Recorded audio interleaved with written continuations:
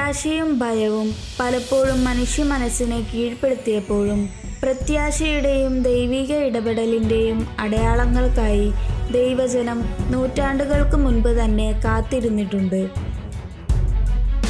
ലോകത്തെ നടുക്കിയ സന്ദേശങ്ങളും മനുഷ്യവർഗത്തിന് പ്രതീക്ഷയും നൽകി ചരിത്രത്തിലുടനീളം പരിശുദ്ധ കന്യകാമറിയം ഈ ഭൂമിയിൽ തൻ്റെ മക്കളെ കാണുവാനായി വന്നു.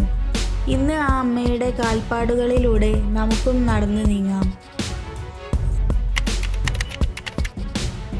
1531 മെക്സിക്കോയിലെ ഒരു തെരുവിൽ ഡിസംബറിലെ ഒരു തണുത്ത പ്രഭാതത്തിലാണ് ദരിദ്രനായ ജുവാൻ സൂര്യനെ ഉടയാടയാക്കിയ തേജസ്സുള്ള സ്ത്രീയെ കണ്ടത്.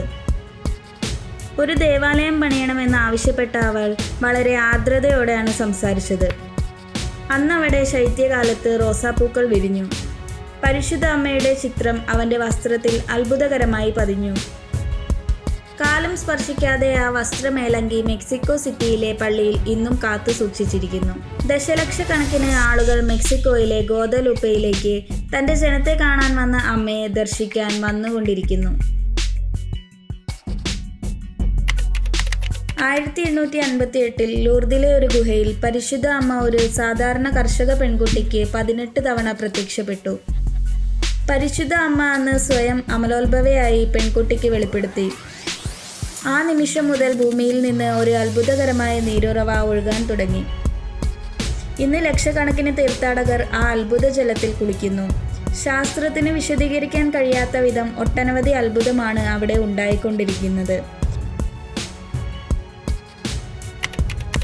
പോർച്ചുഗലിലെ ഫാത്തിമ എന്ന ചെറിയ ഗ്രാമത്തിൽ 3 ഇടയ പെൺകുട്ടികൾ സൂര്യനേക്കാൾ പ്രകാശമുള്ള ഒരു സ്ത്രീയെ കണ്ടു.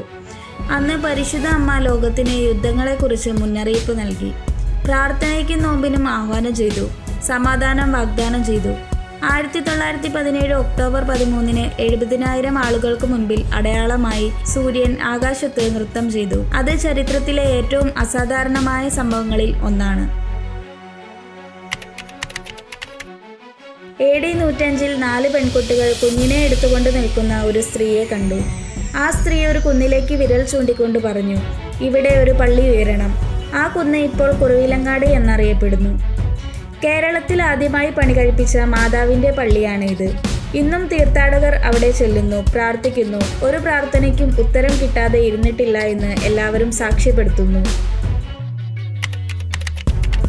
നൂറ്റാണ്ടുകൾക്ക് മുൻപ് കൊരട്ടി എന്ന ചെറിയ പട്ടണത്തിൽ ആളുകൾ പുഞ്ചിരിക്കുന്ന ഒരു അമ്മയെക്കുറിച്ച് സംസാരിക്കാൻ തുടങ്ങി. അവർ അവളെ കൊരട്ടിമുത്തി എന്ന് വിളിച്ചു. കൊരട്ടിമുത്തിയോട് പ്രാർത്ഥിച്ചപ്പോൾ ഗ്രാമവാസികളുടെ രോഗം അപ്രത്യക്ഷമായി. അവരുടെ വിളകൾ തഴച്ചു വളർന്നു. അവരുടെ വീടുകളിലെ തകർന്ന സമാധാനം തിരിച്ചെത്തി എന്ന് അവർ സാക്ഷ്യപ്പെടുത്തുന്നു. ഇന്നും ആയിരക്കണക്കിന് ആളുകൾ മെഴുകുതിരികളും പൂക്കളും കണ്ണീരിൻ്റെ ഭാരവും വഹിച്ചുകൊണ്ട് അമ്മയുടെ പള്ളിയിലേക്ക് നഗ്നപാതയായി നടന്നു ചെല്ലുന്നു. നൂറ്റാണ്ടുകൾക്ക് ശേഷം 1752 ഒരു സ്ത്രീയും കുഞ്ഞും മാരകമായ കൊടുങ്കാറ്റിൽ അകപ്പെട്ടു. തോണി മുങ്ങിയപ്പോൾ അവർ നിലവിളിച്ചു, "പരിശുദ്ധ അമ്മേ, ഞങ്ങളെ രക്ഷിക്കണമേ." മാതാവ് അവരെ രക്ഷിച്ചു. ഇന്ന് ദശലക്ഷക്കണക്കിന് ആളുകൾ സന്ദർശിക്കുന്ന ഒരു ദേവാലയം ആണിത്. തമിഴ്നാടിൻ്റെ തീരത്ത് കിഴക്കിൻ്റെ ലൂർദ് എന്നറിയപ്പെടുന്ന ഒരു ദേവാലയമുണ്ട്, വേളാങ്കണ്ണി.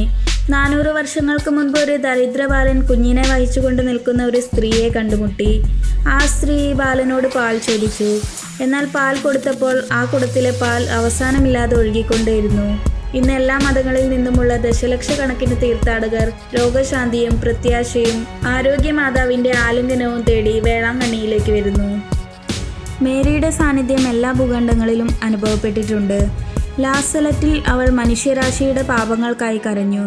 നോക്കിൽ അവൾ ജോസഫിനും യോഹന്നാനുമൊപ്പം നിശബ്ദയായി നിന്നു.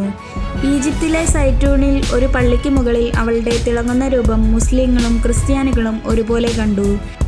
ജപ്പാനിലെ അക്കിത്തയിൽ മേരിയുടെ ഒരു മരപ്രതിമ യഥാർത്ഥ മനുഷ്യ കണ്ണീർ പൊഴിച്ചു. രക്തപ്പുഴകളെക്കുറിച്ച് അവൾ മുന്നറിയിപ്പ് നൽകി. മെക്സിക്കോ മുതൽ ഇന്ത്യ വരെ, ഫ്രാൻസ് മുതൽ ജപ്പാൻ വരെ ഈ പ്രത്യക്ഷീകരണങ്ങളും അത്ഭുതങ്ങളും ഒരൊറ്റ സന്ദേശം നൽകുന്നു: ഒരു അമ്മയുടെ സ്നേഹം. പ്രാർത്ഥിക്കാനും പശ്ചാത്തപിക്കാനും ദൈവത്തിലേക്ക് മടങ്ങാനും മക്കളെ ഓർമ്മിപ്പിക്കുന്നു.